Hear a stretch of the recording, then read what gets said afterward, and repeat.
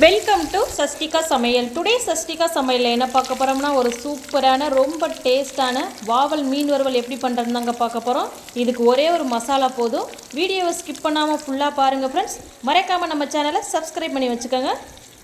இப்போது வாவல் மீன் வறுவல் பண்ணுறதுக்கு நான் ஃப்ரெஷ்ஷான வாவல் மீன் எடுத்து இந்த மாதிரி க்ளீன் பண்ணி வச்சுருக்கேன். இப்போ இதுக்கு ஒரு ஃப்ரெஷ்ஷான மசாலா ரெடி பண்ணிடலாம்.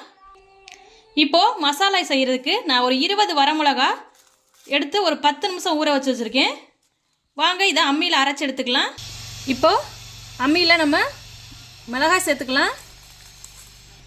இப்போ இது கூட கொஞ்சமாக தண்ணி சேர்த்து நல்லா ஃபைன் பேஸ்ட்டாக அரைச்சி எடுத்துக்கலாம். அம்மியில் அரைச்சி மசாலா சேர்க்குறப்ப மீன் வறுவலோட டேஸ்ட்டே வேறு லெவலில் இருக்கும் ஃப்ரெண்ட்ஸ்.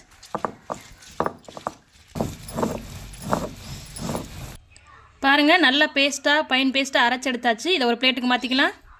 இப்போ இது கூடவே அம்மியில் இஞ்சி பூண்டு பேஸ்ட்டையும் நல்லா அரைச்சி எடுத்துக்கலாம். இப்போ இஞ்சி பூண்டு பேஸ்ட் ரெடி ஆயிடுச்சு. இப்போ இது கூட மீனுக்கு தேவையான அளவு உப்பு சேர்த்துக்கலாம்.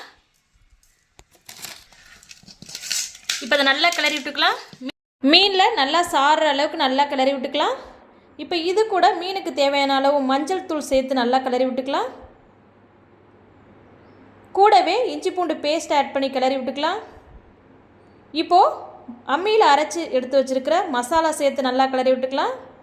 மசாலா ஃபுல்லாக மீனில் படுற அளவுக்கு நல்லா கையை வச்சு கிளறி விட்டுக்கலாம். பாருங்கள், நல்லா கிளறி விட்டாச்சு. இப்போ இது கூட ஒரு ஆஃப் சைஸ் லெமன் சேர்த்து பிழிஞ்சு விட்டு கிளறி விட்டுக்கலாம். லெமன் சேர்க்கும்போது மீன் புளிப்போடு நல்லா டேஸ்ட்டாக இருக்கும். பாருங்கள், நல்லா கிளறி விட்டாச்சு. இப்போ இது ஒரு 10 நிமிஷத்துக்கு ஒரு மூடி போட்டு அப்படியே இருக்கட்டும். இப்போது 10 நிமிஷம் ஆயிடுச்சு. இப்போ ஒரு கடாயில் கொஞ்சமாக ஆயில் விட்டுக்கலாம். இப்போ ஆயில் சூடானதும் நம்ம மசாலா தடவி எடுத்து வச்சுருக்கிற மீனை இது கூட சேர்த்துக்கலாம். பாருங்கள், சேர்த்தாச்சு. இப்போ மீனை 2 சைடும் நல்லா வேகிற அளவுக்கு கிளறி விட்டுக்கலாம்.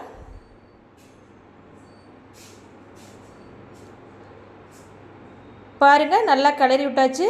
பாருங்கள் ஃப்ரெண்ட்ஸ், மீன் ஓரளவு நல்லா வெந்து வந்துருச்சு. ஃபைனலாக மீன் நல்லா வெந்துருச்சு ஃப்ரெண்ட்ஸ். இதை ஒரு பிளேட்டுக்கு மாற்றிக்கலாம்.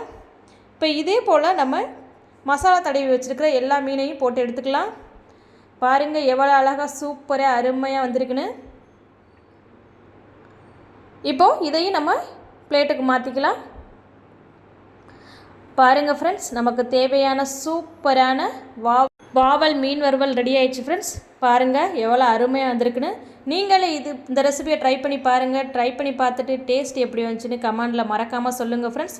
இந்த ரெசிபி உங்களுக்கு பிடிச்சிருந்துச்சுன்னா மறக்காமல் நம்ம சேனலை சப்ஸ்கிரைப் பண்ணி வச்சுக்கோங்க. லைக் பண்ணுங்கள், ஷேர் பண்ணுங்கள், கமெண்ட் பண்ணுங்கள் ஃப்ரெண்ட்ஸ். தேங்க்யூ.